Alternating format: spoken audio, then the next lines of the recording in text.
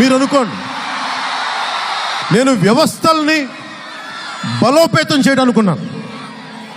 Police వ్యవస్థ వారికి ఏదైతే డ్యూటీస్ ఉన్నాయో వారికి కలగజేసుకోకుండా వదిలేస్తే social order, law and order దానంతటికి అదే వస్తుంది.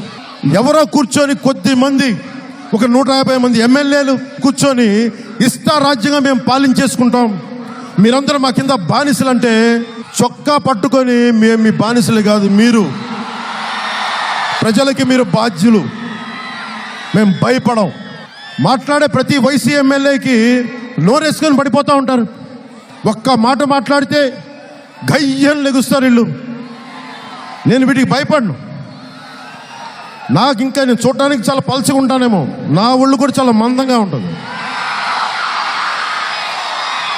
దోపిడీలు చేసేవాళ్ళు, దౌర్జన్యాలు చేసేవాళ్ళు, వీళ్ళకే అంత ధైర్యం ఉంటే రాజ్యాంగ విలువల్ని, స్వాతంత్రోద్యముల కాలంలో స్ఫూర్తిని గుండెలు నింపుకున్న వాడికి ఎంత గట్టిదనం ఉంటుంది గుండెల్లో, వాళ్ళు ఊహించుకోగలరా? వీళ్ళు అన్నంత మాత్రాన, అందరికి ఇదే చెప్తున్నా, వాళ్ళు అన్నంత మాత్రాన మన ఒళ్ళు ఏవి చిల్లు పడిపోదు.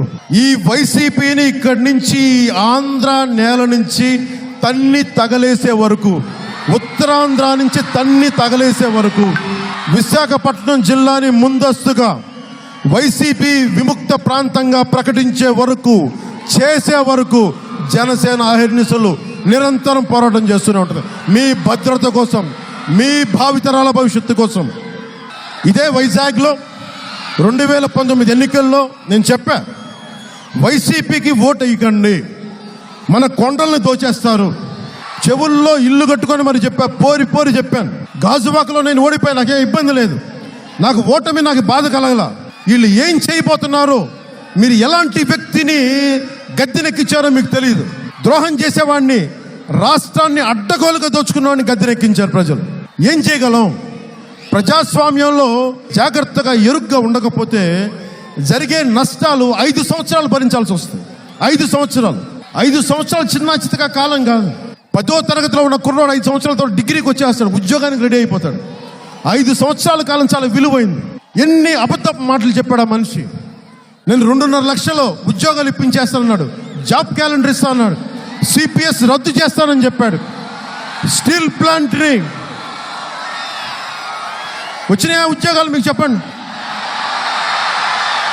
ఎందుకు చెప్పారని నాకు తెలిసి వీళ్ళు గుంపు, వీళ్ళ వర్గం తెలంగాణ భూముల్ని ఎలా దోచుకున్నారో ప్రత్యక్షంగా చూసిన వాడిని. అంటే ఎందుకంటే తెలంగాణలో మన ఉత్తరాంధ్ర లాగా సమూహంగా బలంగా ఉంటారు తప్ప, అక్కడ ఒక రాజకీయ నాయకుల్లో ప్రజలు బలవంతులు. అక్కడ ఒక పోరాటం వస్తే బయటకు వస్తారు తప్ప ఇలా క్రిమినల్ పాలిటిక్స్ చేయలేరు అక్కడ.